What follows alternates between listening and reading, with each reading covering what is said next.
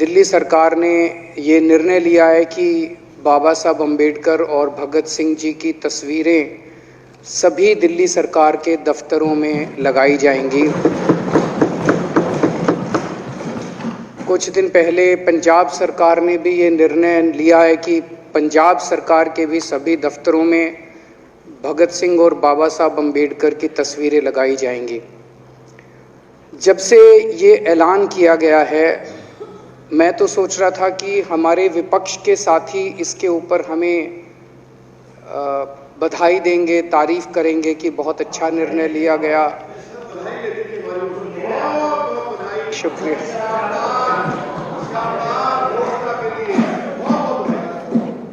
लेकिन जब से ये ऐलान किया है कि इतना, यहाँ तो कहने के लिए कह दिया, बाहर एक मिनट मेरे को पूरा, हमें इतना क्रिटिसाइज किया जा रहा है। बीजेपी वाले कह रहे हैं कि बाबा साहब अम्बेडकर और भगत सिंह की क्यों लगाई, सावरकर की क्यों नहीं लगाई, हेडगेवार की क्यों नहीं लगाई। तो मैं कह रहा हूं भाई, सावरकर की और हेडगेवार की तुम लगा लो। अब देखो, जो बोल रहे थे उसमें तो किसी ने टिप्पणी नहीं की। मैंने कहा भाई सावरकर की आप बोल रहे हैं, सावरकर की और हेडगेवार की तुम लगा लो, हम बाबा साहब अम्बेडकर की और भगत सिंह की लगा लेते हैं। कांग्रेस वाले चिल्ला रहे हैं, इंदिरा गांधी की क्यों नहीं लगाई, राजीव गांधी की क्यों नहीं लगाई, सोनिया गांधी की क्यों नहीं लगाई। तो हम कह रहे हैं भाई, इंदिरा गांधी की तुम लगा लो, हम तो बाबा साहब अम्बेडकर की और भगत सिंह की लगाएंगे। अध्यक्ष महोदय, मेरे को पता नहीं था ये लोग बाबा साहब अम्बेडकर और भगत सिंह से ऐसी नफरत क्यों करते हैं सारे प्रतिपक्ष के लोग। मैं आपको बताता हूं क्यों करते हैं, और खासकर बीजेपी वाले बाबा साहब अम्बेडकर से इतनी नफरत क्यों करते हैं, मैं बताता हूं आपको। बाबा साहब अम्बेडकर ने संविधान बनाया, मैं बता देता हूं आपको, आप भी सेटिस्फाई हो जाओगे।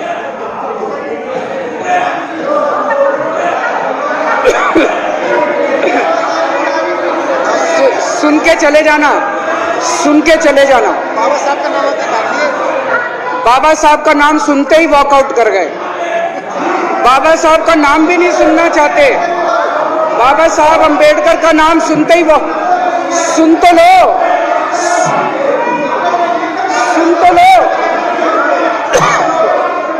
तमाशा, और ये सब कुछ जो इन्होंने बोला वो सच बोला। सुन तो लो।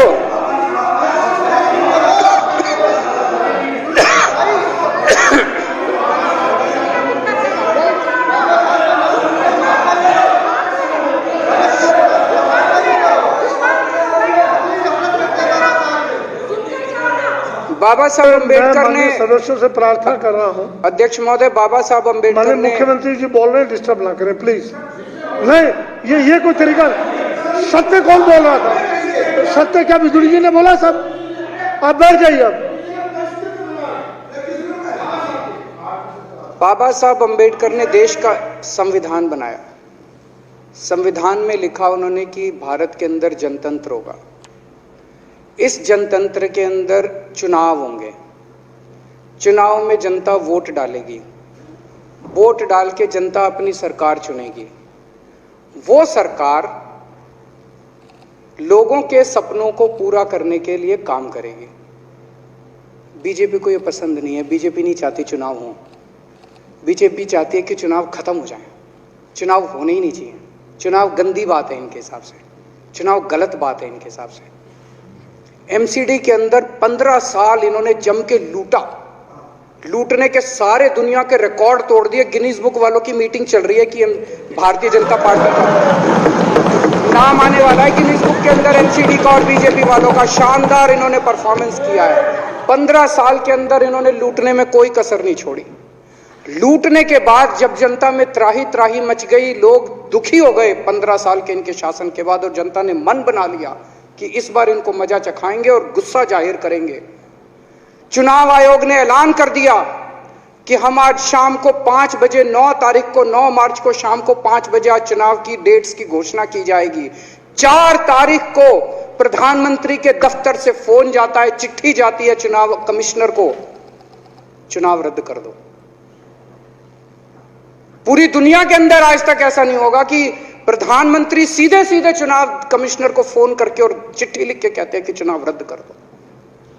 इसलिए ये नफरत करते हैं बाबा साहब अम्बेडकर से। ये कहते हैं बाबा साहब अम्बेडकर नहीं होता तो जनतंत्र नहीं होता इस देश के अंदर। कल एक बीजेपी का बड़ा नेता मिला, बोला जी मैंने तो अपने बीजेपी के बड़े नेताओं को बोल दिया ये चुनाव का चक्कर छोड़ो, एमसीडी में भी एनडीएमसी जैसा कर दो। मैंने कहा इसका क्या मतलब? वो बोले जैसे एनडीएमसी में चुनाव ही नहीं होते, एनडीएमसी में केंद्र सरकार नॉमिनेट कर देती है, बोले जी एमसीडी में भी यही हो जाना चाहिए। अध्यक्ष महोदय, इनका बस चले ना इस देश के अंदर सारे राज्यों में और देश में चुनाव कराना बंद कर दें ये लोग। इसलिए ये नफरत करते हैं, इसलिए बाबा साहब अंबेडकर से नफरत करते हैं ये लोग। बाबा साहब अंबेडकर चुनाव की प्रक्रिया रख के गए थे, इनका बस चले तो ये चुनाव कराना बंद कर दे। कह रहे हैं हम तीनों एमसीडी को यूनिफाई करना चाहते हैं। अरे 7 साल थे तुम्हारे पास, सो रहे थे क्या 7 साल से? कहां थे तुम लोग 7 साल से? क्यों नहीं तुम लोगों ने क्यों नहीं तुम लोग यूनिफाई करने के लिए पैसे चाहिए? क्यों नहीं तुम लोगों ने यूनिफाई किया 7 साल से? चुनाव के 1 घंटे पहले तुम लोग चिट्ठी लिख रहे हो, अब सो के जागे हो कि अब यूनिफाई करोगे। तो यूनिफाई नहीं करना, चुनाव टालने हैं, क्योंकि हार रहे हैं। मेरी हाथ जोड़ के विनती है, हार जीत लगी रहती है, कभी ये पार्टी हारती है, कभी वो पार्टी हारती है, कभी आज बीजेपी हारती है, कभी आम आदमी पार्टी भी हारती है, कभी कांग्रेस हारती है। देश बड़ा है, देश की सोचो। आज आम आदमी पार्टी है, कल आम आदमी पार्टी हो सकता ना हो। आज बीजेपी है, कल बीजेपी हो ना हो। आज केजरीवाल है, कल केजरीवाल नहीं होगा। आज मोदी जी हैं, कल मोदी जी नहीं होंगे। कोई बड़ा नहीं है, देश बड़ा है, मुल्क बड़ा है, कौम बड़ी है, समाज बड़ा है। देश को नहीं झुकने देना, देश को नहीं टूटने देना, देश को नहीं किसी भी हालत में देश पे आंच नहीं आनी चाहिए। ये लोग देश के साथ खिलवाड़ कर रहे हैं, ये लोग संविधान के साथ खिलवाड़ कह रहे हैं। हम यूनिफाई करना चाहते हैं। इन्होंने एक चिट्ठी लिख दी चुनाव आयोग को कि हम तीनों एमसीडी को यूनिफाई कर रहे हैं, इसलिए चुनाव टाल दो। चुनाव आयोग ने चुनाव टाल दिया। कल को दिसंबर में गुजरात के चुनाव हो रहे हैं। अब जनता कह रही है ये गुजरात हारेंगे। अब अगर ये गुजरात हारेंगे तो ये 10 दिन पहले चिट्ठी लिख देंगे चुनाव आयोग को कि भाई हम गुजरात को और महाराष्ट्र को एक कर रहे हैं, इसलिए गुजरात के चुनाव टाल दो। गुजरात के चुनाव टल जाएंगे। अगली बार ये लोकसभा हारेंगे, चिट्ठी लिख देंगे जी ये पार्लियामेंट्री फॉर्म ऑफ सिस्टम बड़ा खराब है, हम प्रेसिडेंशियल फॉर्म ऑफ सिस्टम ला रहे हैं, संविधान बदल रहे हैं, चुनाव टाल दो। चुनाव टल जाएंगे। ये क्या मजाक बना रखा है इन्होंने, नौटंकी कर रखी है इन्होंने। भारत जनतंत्र है, देश ये बर्दाश्त नहीं करने वाला जो इन्होंने नौटंकी कर रखी है। कहते हैं हम दुनिया की सबसे बड़ी पार्टी हैं, हम तो जी दुनिया की सबसे छोटी पार्टी हैं। फिर भी डर गए तुम लोग।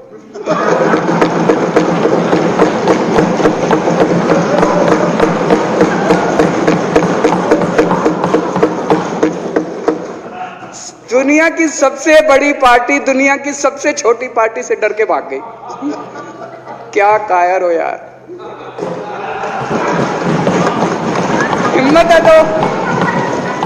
हिम्मत है तो चुनाव लड़के दिखाओ बीजेपी वालों, मान जाएंगे तुम। हिम्मत है तो चुनाव लड़के दिखाओ। कहते हो 56 इंच का सीना है, नहीं तो मान लो 56 इंच का सीना नहीं है, झूठ। नहीं तो मान लो कुर्ते के नीचे 56 इंच का सीना नहीं है, झूठ है ये। कल मैंने देखा, आपको भी बुरा लगा, मैं आपके कमरे में जब चाय पीने आया, आपने मेरे साथ अपना दुख शेयर किया कि जब एलजी साहब ने भाषण शुरू किया, ये सारे खड़े हो गए नारे लगाने। क्या कश्मीर फाइल्स टैक्स फ्री करो, और पीछे से 2 जने कह रहे थे दारू की दुकानें बंद करो। अब इनको भी नहीं पता आज नारे किस चीज के लगाने। ऊपर से आया तो था ऊपर से आया तो था, तो 2 जने कह रहे थे दारू की दुकान बंद करो, आगे वाले कह रहे थे कश्मीर फाइल्स टैक्स फ्री करो, फिर दूसरे वाले ने कहा बे आज कश्मीर वाला नारा लगाना है। तो जैसे रैलियां होती हैं उसमें कुछ टीवी वाले माइक लगा देते हैं कि हाँ जी किस लिए आए हो, तो वो यूं यूं देखता है किस लिए।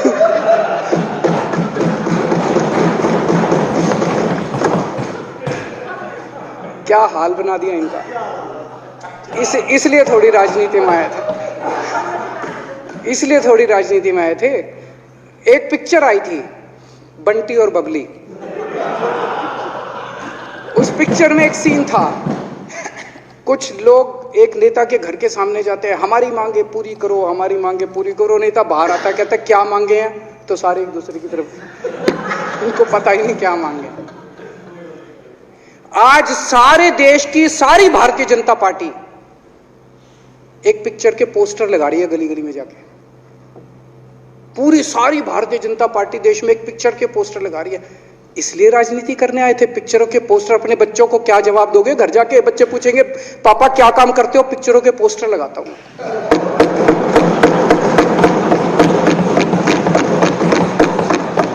8 साल केंद्र सरकार चलाने के बाद अगर किसी देश के प्रधानमंत्री को विवेक अग्निहोत्री के चरणों में शरण लेनी पड़े तो इसका मतलब उस प्रधानमंत्री ने 8 साल में कोई काम नहीं किया। 8 साल खराब कर दिए। बताओ, विवेक अग्निहोत्री के चरणों में उनको शरण लेनी पड़ रही है, बचा लो बचा लो बचा लो। अगर किसी प्रधानमंत्री को कह रहे हैं कश्मीर फाइल्स टैक्स फ्री करो, अरे यूट्यूब पे डाल दो, फ्री हो जाएगी। टैक्स फ्री क्यों करा रहे हो? इतना ही तुमको शौक है, विवेक अग्निहोत्री को बोलो यूट्यूब पे डाल देगा, सारी पिक्चर फ्री है, सारे जने देख लेंगे एक ही दिन के अंदर। टैक्स फ्री की क्या जरूरत है? यूट्यूब पे क्यों नहीं डाल? कल एक मैंने अखबार में पढ़ा, हरियाणा के अंदर एक भारतीय जनता पार्टी का ही एक एमएलए था, उसने कहा आज मैं पार्क के अंदर इसकी फ्री स्क्रीनिंग करूंगा। तुरंत विवेक अग्निहोत्री का ट्वीट आया खट्टर साहब के, खट्टर साहब देखो ये फ्री में कर रहा है, इसको बोलो टिकट लेके करेगा। भाई साहब, कश्मीरी पंडितों के नाम पे कुछ लोग करोड़ों करोड़ों रुपए कमा रहे हैं और तुम लोगों को पोस्टर लगाने का काम दे दिया। आंखें खोलो, क्या कर रहे हो तुम लोग? वो करोड़ों कमा गया, कश्मीरी पंडितों के नाम पे करोड़ों कमा गया और तुम लोग पोस्टर लगाते रह गए। क्या हाल बना दिया तुम लोगों का यार। आंखें खोलो तुम लोग।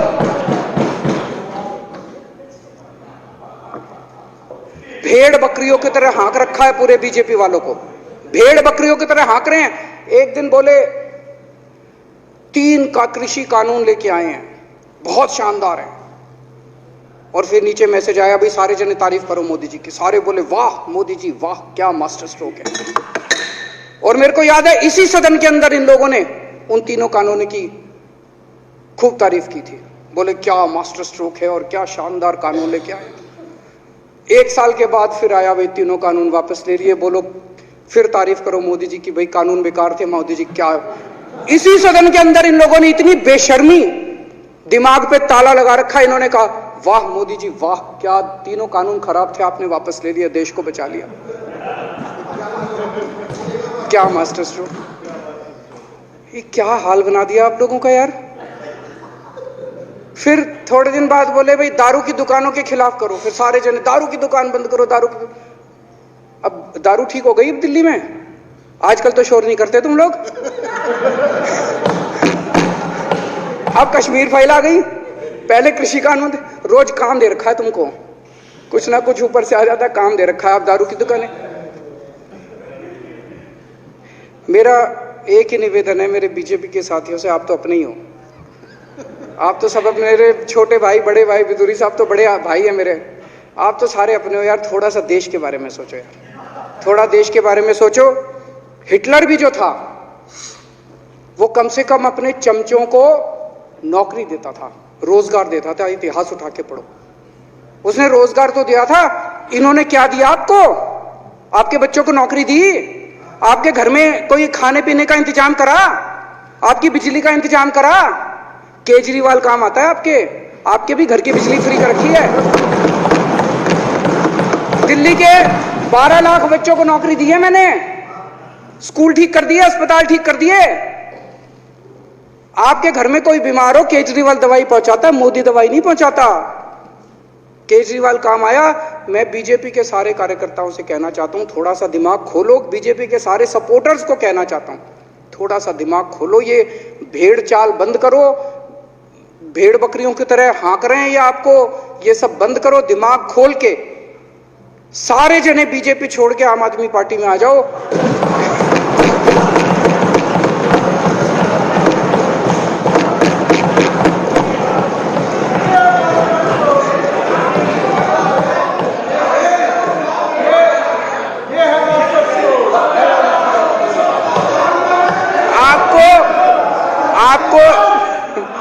आपको इज्जत मिलेगी, सम्मान मिलेगा, आपसे कतई झूठे नारे नहीं लगवाएंगे।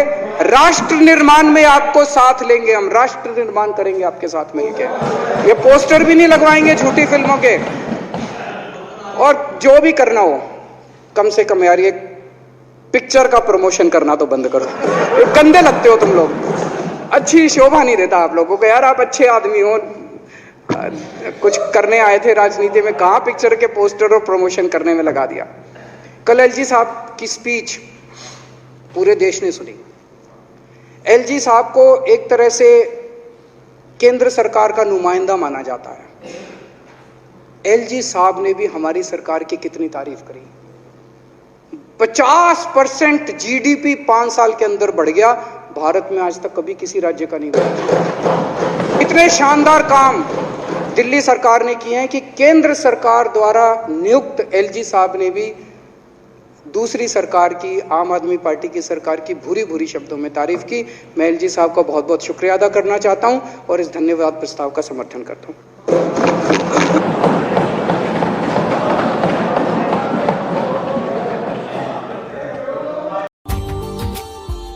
Subscribe now and press the bell icon. Never miss an update.